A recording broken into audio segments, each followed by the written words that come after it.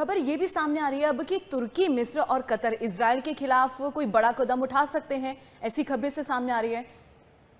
देखिए, ये एक, अब अगर आप जियोपॉलिटिक्स को भी देखें जी। ग्लोबल लेवल पे, मैं आपको कह रहा हूँ, मतलब मतलब ना बड़े सोच समझ के आपको कह रहा हूँ, तैयब अर्दोगन खुल के ट्रम्प के सामने आ गया, खुल के। अभी ईरान का मुश्तबा हो, वहीदी हो, मौसवी हो, कोई भी हो, ईरान ट्रम्प के सामने कोई नहीं आता।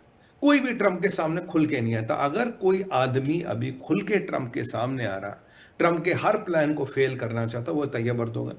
क्योंकि तैयब अर्दोगन जानता है कि मेरा एक्सपोज हो चुका हूं, सीआईए को, मोसाद को, सबको पता मैंने क्या किया था, और ट्रम्प कैसे कैसे बचा ये हमने डिस्कस किया। बिल्कुल। तो अब ट्रम्प और अमेरिका मेरे पीछे आएंगे, और मेरे पास समय है कम, जीवित रहने का भी और शासन में रहने का भी। मैं फिर सुनिएगा, जीवित रहने का भी और शासन में रहने का भी समय मेरे पास कम है। इसीलिए मेरे को जितनी उथल पुथल करानी, जितना मेरे को दुनिया का विनाश कराना, मैं कर लूं। अपनी सारी हसरतें पूरी कर लूं। 6 महीने, 8 महीने, साल है, भगवान जाने कितना है, कुछ भी हो सकता है। अब यहां पे देखिए, अगर इसराइलियों को भी गोहेड दिया जाए तो इसराइल भी बहुत कुछ कर सकता है, पर क्या ट्रंप इसराइल को गोहेड देगा? फेलो नेटो कंट्री है, नेटो पावर है, नेटो में दरारें पड़ेंगी, काफी सारे समीकरण हैं जिनको देखना पड़ेगा। अब तैयब अर्दोगन ने क्या कर दिया, फिदान हकान को इसी काम में लगा। देखिए, कल वो मिल रहा था मोहम्मद अब्बास से, मोहम्मद अब्बास से मिला कल, आपके गाजा वाले से, ये वेस्ट बैंक वाले से। वेस्ट बैंक वाला कह रहा भाई एक बात बताओ, ये जो गाजा है ये तो वेस्ट बैंक का ही पार्ट था, एक जमाने में होता था, मतलब आज से 20-25 साल पहले, 30 साल पहले। कह रहे तो हमारा पार्ट है, तो ये हम ही इसका आधिपत्य संभालेंगे, इसका और कोई थोड़ी ना आधिपत्य हो गया, तो हमारी टेरिटरी है। देखिए, मोहम्मद अब्बास ने तैयब अर्दोगन के साथ मिलकर यू टर्न कर ली, बांग्लादेश को इन्फ्लुएंस करने की कोशिश कर रहा है। आसपास के जितने मुस्लिम मुल्क हैं, लगभग सब मुसलमान मुल्कों को तैयब अर्दोगन ने ओपनली कहा है कि भाई ये मुसलमानों का अलायंस है, जो मुसलमान मुल्क चाहे इसमें जुड़ सकता है। चाहे वो आपका नाइजीरिया हो विद बोको हराम, चाहे वो आइसिस वाले हो, जिस कंट्री में आइसिस है वो जुड़े।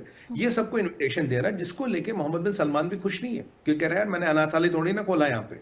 बट ये तैयब अर्दोगन एक मुस्लिम नेटो, एक मुस्लिम शक्ति बनाना चाहता, जिसका काइंड ऑफ वो एक खलीफ बनेगा मरने से पहले, एक ऐसी हसरत है उसके दिल में।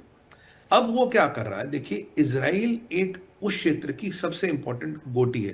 जैसे कहते हैं ना, अगर आपको चेस जीतनी है तो आपको बादशाह को चेकमेट करना पड़ेगा, बादशाह को जीतने से पहले आपको क्वीन को जीतना पड़ेगा। तो इजराइल मान लीजिए उस क्षेत्र की क्वीन है। अब इसने पूरी ताकत लगा दी है इजराइल को गिरने की। मैं आपको बताता हूँ क्या क्या कर रहा है। इसने सीरिया को एक्टिवेट कर दिया, जो कल हम बात भी कर रहे थे। इसने आपके गाजा में मोहम्मद अब्बास को एक्टिवेट कर दिया, पूरा अब्बास एक्टिवेट हो गया है। इसने जी इजिप्ट को एक्टिवेट कर दिया, इजिप्ट भी अब ये कह रहा है। तो अब ये कह रहा है सीरिया, इजिप्ट, तुर्किया। अब ये कतार को एक्टिवेट करना चाहता। कतर के पास पैसे हैं, क्योंकि पैसे कौन देगा? पैसे वाला तो मोहम्मद बिन सलमान है या कतर है। पैसे तो दोनों के पास है ना, और तो किसी के पास पैसे है नहीं इस्लामिक वर्ल्ड में। तो कह रहा पैसे कौन देगा? कह रहा जी कतर, देखो कतर पैसे देगा, वो लड़ेगा नहीं। कतर का एक आदमी लड़ने नहीं जा रहा, वो पैसे देगा। तुर्किया और हम मिलके, इजिप्ट मिलके, हम जरा इसराइल के खिलाफ रेडिकल स्टेप उठाएंगे। रेडिकल स्टेप का मतलब है बहुत घातक स्टेप। अगर उन्होंने हमास के साथ सीज फायर नहीं किया, हमास पे उन्होंने सख्ती नहीं की। अब देखिए क्यों, कारण क्या है?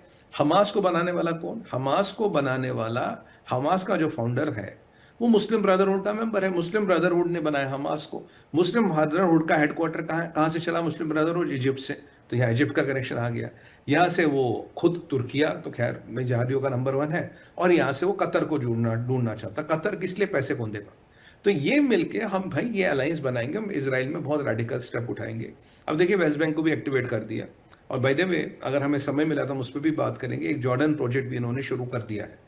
तो जो मैं आपको शुरू से कह रहा था, ये इसराइल को चारों तरफ से दीपाली जी घेरने का प्रयास करेंगे, इसराइल की सांस लेना मुश्किल करेंगे, और हो सके तो सारे मिलकर इसराइल पे टूट भी सकते हैं। और ईरान का खतरा आपका अलग है, वो तो आप मान के चलो, वो तो है ही है, उसको हम गढ़ नहीं रहे। इसके अलावा इसने successfully Syria, Egypt, most probably West Bank, और हो सकता आने वाले टाइम में जॉर्डन, उस पर खैर बहुत समय कर रहे हैं, जॉर्डन में इतना आसान नहीं होगा, जॉर्डन वाला क्षेत्र भी खोलेंगे। यानी कि इसराइल हर तरफ से गिर चुका है, और आपके पास ईरान का खतरा over and above. But Iran क्या है? ईरान आपसे 2000 किलोमीटर दूर है, इन सबका तो आपके साथ बॉर्डर लगता है। और हिजबुल्ला अभी भी मरा नहीं है, हिजबुल्ला लेबनान अभी पूरी तरह से मरा नहीं है।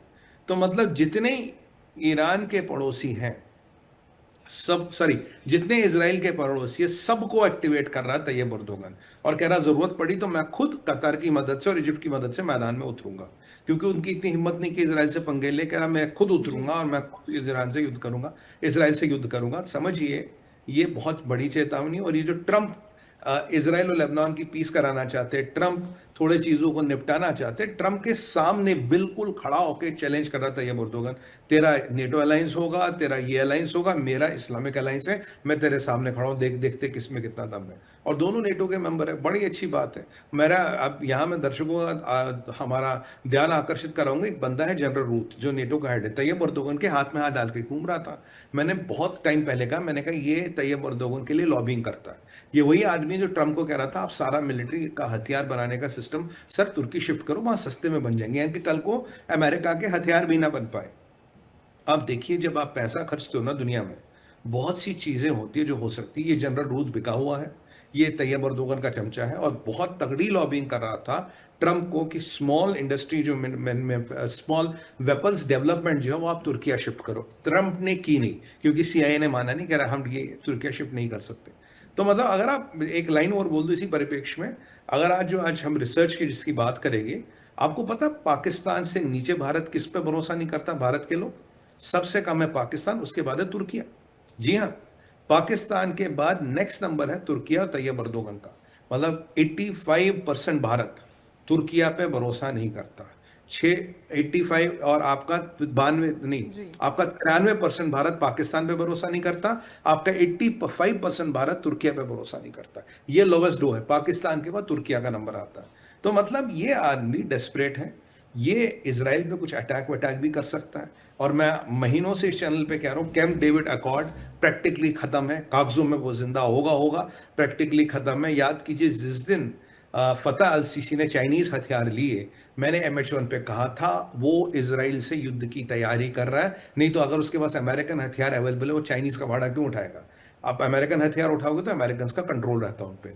तो आपको लगा था, ये इजिप्ट के मीडिया में मैंने ट्रैक किया था, काफी लोग कह रहे थे कि हमें हो सकता कल इसराइल से लड़ना पड़े, कल अमेरिका से लड़ना पड़े, भाई इसलिए तो चाइनीज हथियार चाहिए, अमेरिकन हथियार नहीं चाहिए। महीनों पहले मैंने MH1 पे डिक्लेयर किया था इजिप्ट इरप्ट होगा, अपनी चैनल पे भी मैंने डिक्लेयर किया था इजिप्ट इरप्ट होगा। अब देखते रहिए, अब ये हो रहा है। अब इसको संरक्षण मिल रहा है तैयब अर्दोगन का और पैसे, क्योंकि इजिप्ट का $2.5 बिलियन आता है अमेरिका से, बिना उसके इजिप्ट की दुकान चलेगी नहीं।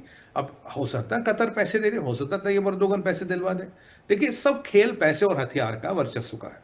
अगर पैसे, हथियार और वर्चस्व ने हाथ बदल दिए तो इन्फ्लुएंसेस और पोटेंशियल दोनों हाथ बदलते, दोनों का समीकरण बदल जाता है। जी।